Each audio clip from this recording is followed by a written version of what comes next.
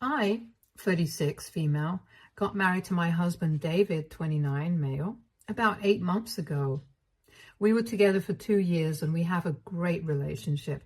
Can't say the same about my mother-in-law, though. I can tell that she doesn't like me. Not that it makes any difference to me, but it just makes it very inconvenient for me when we are at any event where his family is also present. We also usually celebrate the holidays at his mother's place, so that's also really awkward for me. Knowing that she doesn't like me and can't stand the sight of me, but if there's anybody who she dislikes more than me, it's got to be my son, Ben. My son is 7 years old, and I had him with my first husband. My previous marriage, unfortunately, did not last for very long. Not because of any issues that I had with my husband, but more because of issues that my husband had with his health. I'm trying to put it lightly so that I don't end up crying while typing this out, but I lost my ex-husband Jacob to a heart attack. It was very sudden. Nobody saw it coming, and it was a very difficult period of my life. Jacob and I were practically soulmates, and I still miss him. We had met at the company that we first started working at. Both of us were new, and that's how we bonded. I got married at 23 after dating him for almost 2 years, and at 27, I conceived Ben. At 29, I lost Jacob, and my world turned upside down. Ben was 2 years old at the time, and after my husband passed on, I almost lost my will to go on with life. But it was Ben who gave me the strength to continue. So, in a way, I owe everything that I have to my son.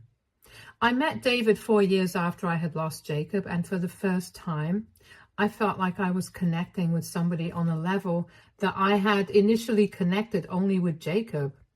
I was a little skeptical because I was a widow and I had a son and he was much younger than me, and I really felt like not enough time had passed for me to move on for it.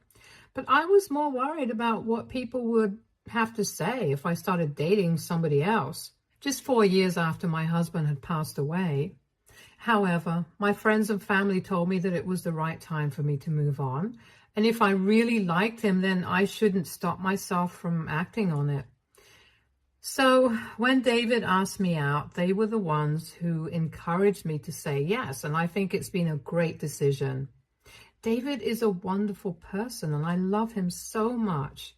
I know that he loves me and he respects the fact that I was married before. He respects Jacob and Ben and has always been really sweet and thoughtful about it.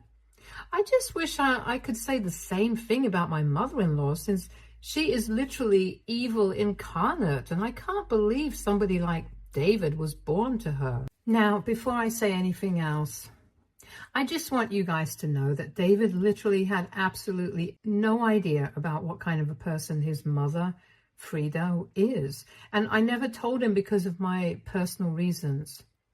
Right from the first time that we met, she had started making weird comments about me, about how she believed that it was too soon for me to have a relationship with another man. Literally just 4 years after my first husband had passed away. She also did not seem to approve of the fact that her son was in a relationship with somebody who was much older than him and also had a child. David was 26 at the time, I was 33, so it's not like we were kids, but she had her reservations. With time, it started getting more obvious to me that she did not like me and my son. At least I was old enough to handle the fact that she did not like me, but Ben was just a child, and she would treat him really badly whenever we visited her. She would speak to him in a really curt way, and Ben would never be able to understand why he was being spoken to that way when he was only trying to get in her good books. So Ben would keep trying to win her over, and she would just keep pushing him away. She hated him, and I knew it. But I did not ever try to tell David about any of this, because his mother suffered from a lot of diseases. Diabetes, arthritis, hypertension were just a few of them. So David would visit her every weekend and would take care of her since he felt obliged. He had an older sister, Frankie, 35, female, who had 2 kids around Ben's age, but she lived too far away to do that on a regular basis, and she was also a single mother. Common sense, her husband had given up custody of the kids and left her alone after the second child with his affair partner, so she already had a lot of responsibilities. So it was his responsibility to make sure that his mother was taken care of. He also had hired a full-time nurse for her, but even then, her doctor had suggested that it would be good for her health to have time with her family on the weekends. Her husband had passed away a couple of years before I met David, and her daughter lived too far away, so she did not have anybody else apart from him. I knew that he was not the kind of guy who would have just abandoned his mother, and I did not want to put him in that position either. So I just kept my problems to myself. I instructed my son not to interact with her unless she initiated the interaction, and left it at that. And I myself would never talk to her, and she would never talk to me either, so I never had to bring it up with David. He had brought it up with me a couple of times, though, since he had picked up on the fact that I don't talk to Frida, and she doesn't talk to me, and neither does Ben interact with her. But I had just told him that we had our personal issues, and I didn't want to get into that because I did not want to ruin his relationship with his mother. And even though he had tried to pressure me into talking about it, I had stayed out of it because it just didn't seem worth the trouble, since I knew how much he loved his mother, and I had seen it firsthand. The way he would get mad at other people talking badly about his mom. I didn't want to find out how he would react if I did the same thing, so I just stayed quiet, and I guess that was not right. As long as it was not causing any inconvenience to any of us, I thought it was the perfect arrangement at the time.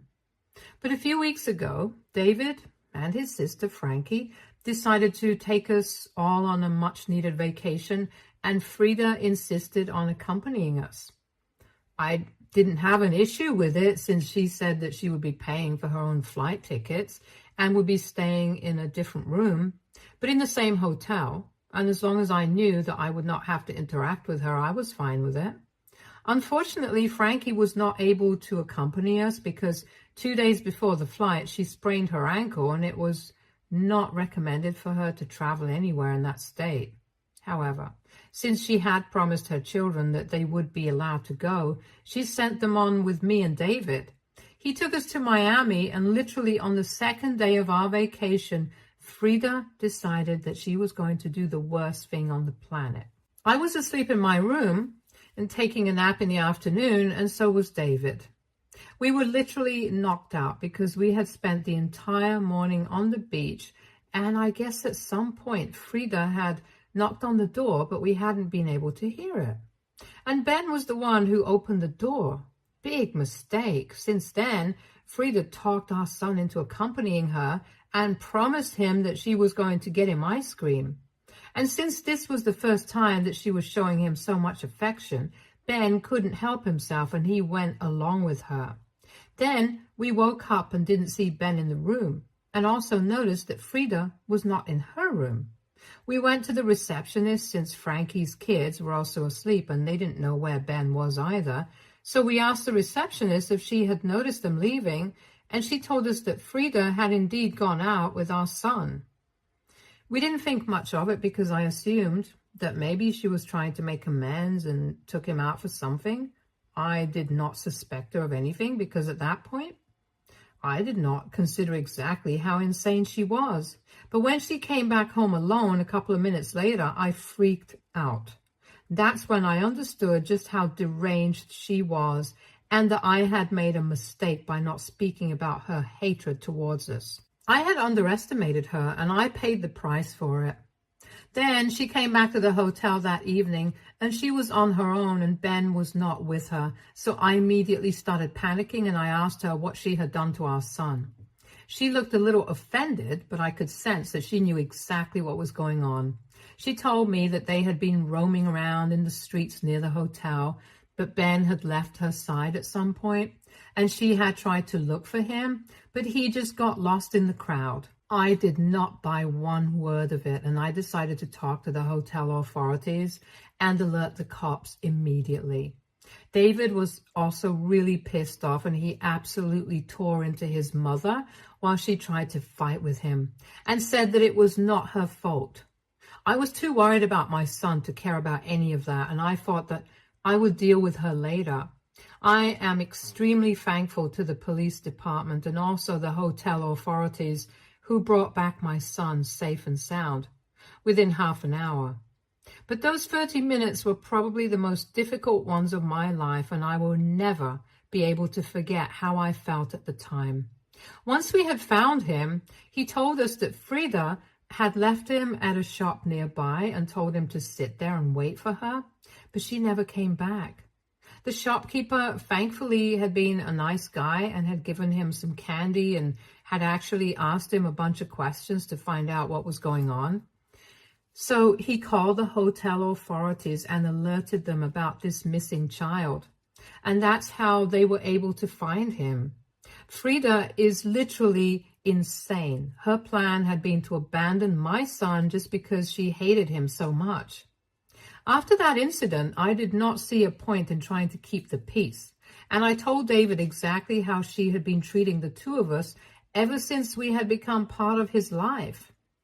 And even though earlier I had believed that he would stand up against me and take his mother's side, he did not do that, and he was furious with his mother. We got into a huge fight, and we even pressed charges against her.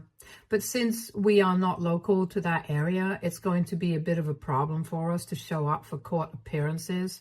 That's a separate issue. But after that, we moved to a different hotel where she would not be able to find us, a considerable distance away from the one that she was living in, and she's still stuck there. Since then, we have not been in touch. She did not even pretend to be sorry for what she did and said that I was a woman of loose morals for getting married to David just a couple of years after my first husband had passed away, and accused me of using him for his money and being with him just because he was young and attractive and I couldn't find somebody like that for myself. Now that I was ran through. I'm not making it up right now. These are the exact words that she had used for me in the hotel.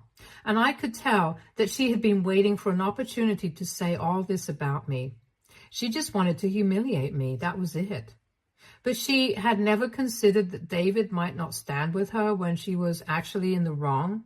So he cut her off, and now we are no longer on speaking terms with her. We would have also gone back home, but David and I spoke about it, and we thought that it was more important for the kids to have some fun because what happened was really traumatizing. We believed that instead of cutting the trip shorter, it would do them a lot more good to have a little more fun and try to forget about this incident. However, the day after the incident took place and we communicated that to Frankie, she hopped onto the very next flight and took her kids back home. She told us that she appreciated what we had done and really liked the thought, but she could not believe that something like this had happened and just wanted her kids near her. And we understood what she meant. So we did not feel offended at all, and she went back home with her kids. She also told us that she was going to ban Frida from ever seeing her children again because what she had done was just not okay. And she was still in disbelief over it. She had passed on the message to Frida as well through an email and told her that if she ever showed up near her children again, then she would call the cops and get a restraining order against her. Now, it has been 2 weeks since we returned from the trip, but David's behavior has been all off. His mother is still in Miami and is in jail, and the trial is supposed to begin in a couple of days. He has been very distant ever since we came back from the trip, and yesterday I finally decided to confront him, and he told me that he was upset. Not just because his mother was in trouble, but also because he felt like I did not trust him. He told me that he was upset that I had never told him about his mother's behavior with us, and he believed that if he had intervened in its early stages, things would have never turned out this way. I know that he didn't say it. And I know that he is kind of right in a way, but I also feel like he's trying to imply that if I had just told him how Frida had been acting with me and Ben, he would have been able to prevent this from happening. And it was kind of my fault that this was all happening. I don't know if that's what it is, but that's how it feels. We haven't spoken since our discussion yesterday, and I don't know what to say to him right now. AITA for not telling my husband about how badly his mother was treating me and my son. Update 1. Hi, thank you so much for the response to my post.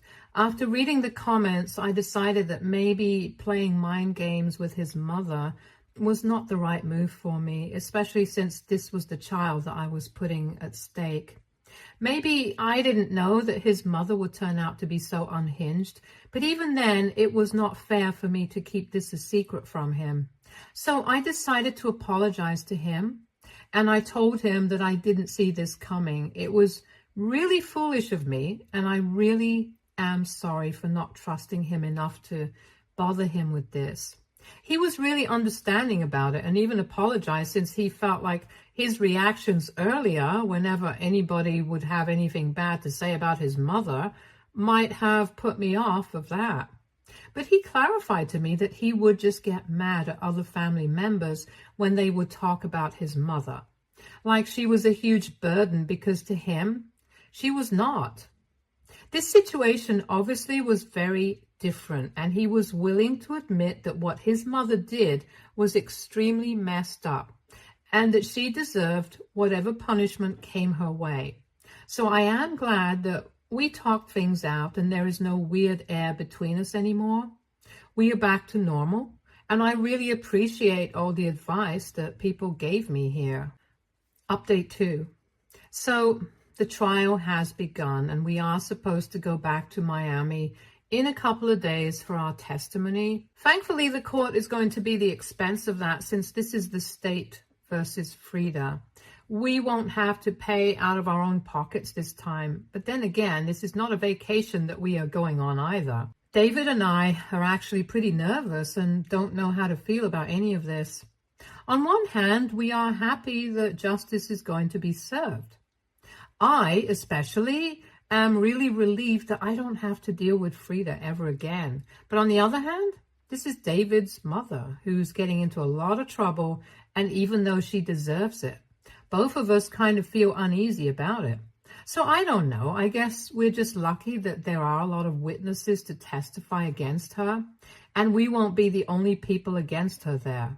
However, we definitely will be the only family. They might call Frankie as well, but I don't know if she's going to testify against her mother or have any sort of contact with her either. She has made it very clear that she doesn't want anything to do with Frida and has banned her from seeing her or her kids ever again. So I highly doubt that she will want anything to do with the situation right now. From what we know, Frida has been under house arrest so far.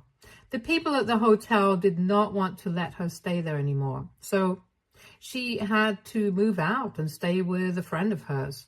I don't know how she got somebody to agree to let her live with them, given the circumstances, but I guess her friends are just as deranged as she is. No big surprise. Update 3. Hello.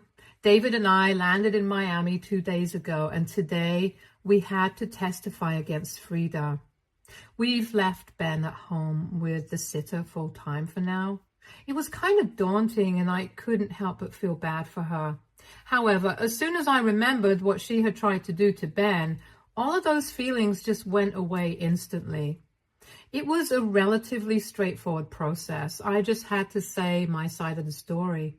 And it matched with what everybody was saying as well. The people at the hotel and the guy at the shop who had watched over Ben. So I really don't think that she has any way out of this. Not even the best of the best lawyers could save her and talk their way out of this. I'm sure that she will get jail time for what she did. She looked really distraught throughout the time that we were around her, and after everything was adjourned, she tried to approach us. But David and I looked the other way and decided to leave. We did not want to speak to her. And I honestly don't think that it would have been a good idea because I was in no mood to hear any of her stupid excuses. So we just walked away, and that was it. David has been pretty quiet since then, and I don't blame him. This must be a lot more difficult for him than it is for me. But he has been braving it all for me, and I'm really proud of him. I am sure that it must not have been easy for him to stand up against his mother. But he still did it, all for my sake, and for Ben's. He chose to do the right thing rather than do the easy thing and try to come up with excuses for his mother's behavior. And I couldn't be proud of the fact that I married such a man. Maybe a lot of people will think that this is a very insignificant thing and that everybody would stand up for this. Not a big deal. I know how attached David was to his mom and how much he loved her, but even then, he chose to do what was right, and not a lot of people have the courage to do that. So I have to give him credit where it's due. It was really brave and righteous of him. Update 4. It has been a while since we testified, and today the verdict was announced. Frida is going to jail for 1 year, but she might get out earlier if she behaves herself. And for her sake, I hope she does. We have also been thinking about filing a restraining order against her, but I think we will do that after she gets out of jail because while she's in there, then there's no point in us doing that. So for now, she's going to have to stay away from us and everybody else, whether she likes it or not. It's going to be pretty sad for her since she's going to be held in Miami jail and not here, so nobody will get to visit her. And I did not have any intention of visiting her either. But now, even the people who did like her are not going to be able to visit her. I just keep thinking about what exactly would have happened if that day Ben did not come back, and that makes me feel like everything that's happening to her, she deserves all that, and worse. I don't feel any pity for her anymore, neither does David from the looks of it. When we were told that she would be going to jail, he just shrugged it off and said that he hoped that this was a lesson for her. So I think that both of us will be just fine. Update 5. Hello, so it's been almost 7.5 months since Frida went to jail, and a couple of days ago, we received news that she would be let out for good behavior. It was not surprising since she had been charged with a third-degree felony, and we were surprised she even got any jail time at all. But anyway, David and I heard about that, and we knew that she was going to come back here, so we decided that we were going to file a restraining order that we had talked about. So no matter what, my family and I are going to be safe from her. And even if she does try to get in touch with us and come near us, we are going to be able to call the cops and have her taken away yet again. I'm sure she would not like to experience that once more. We have already spoken to a lawyer, and in a couple of days, we are going to file and start the process. We are still waiting for her to come back so we can figure out what to do. As of now, we have spoken to her neighbors, and they have told us the house is still empty, and nobody has come back yet. So until then, we are not going to do anything because she might not even come back here. Although I don't really know what she's going to do up there in Miami since she doesn't have any family there, and the only person that she has is a friend of hers. The person who had let her stay with her when she was under house arrest, and that's it, nobody else. But here, everybody knows about the little incident that took place and why she was missing for the past few months. So to save face, she might turn up a lot later. We don't know what's going to happen, but we have to stay prepared just in case. So we have spoken to the lawyer, and if she turns up, we will file for a restraining order. That's the plan as of now. We have also told Frankie about it, and she has decided to do the same. So far, she had also been putting it off since Frida was in jail, and she did not think that it was important for us to file a protective order when the person that we were filing it against was already in prison. So there was no point of it. We have kept in touch since after the vacation, and she has been receiving updates on everything. I guess, just like David, it's much easier for her to say that she doesn't care than to actually stop caring about her mother.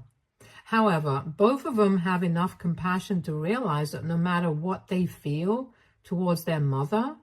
She's not a good person and she has to stay away from us.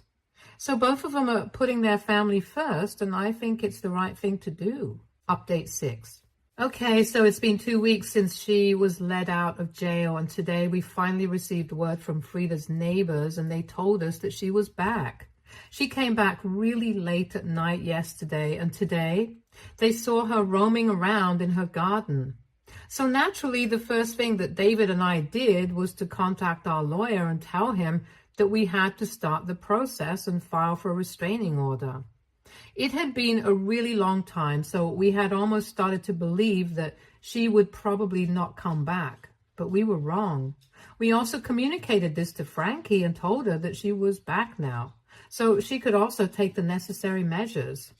We are trying not to say her name a lot around the house because we don't want Ben to remember any of that. Just to give you guys an update on how he has been doing, we started therapy for him after we came back from the trip, and he's been doing well so far. It seems that he barely even remembers what happened with Frida, so that's a good thing.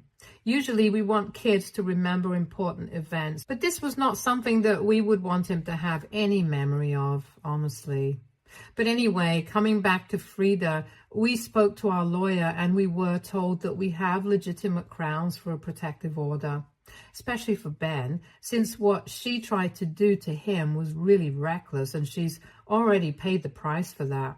But it doesn't hurt to take an extra precautionary measure, and that's what we are doing. We don't know about Frankie, though. We just hope that she succeeds in her endeavor as well, because as of now, I don't think Frida can be trusted around anybody.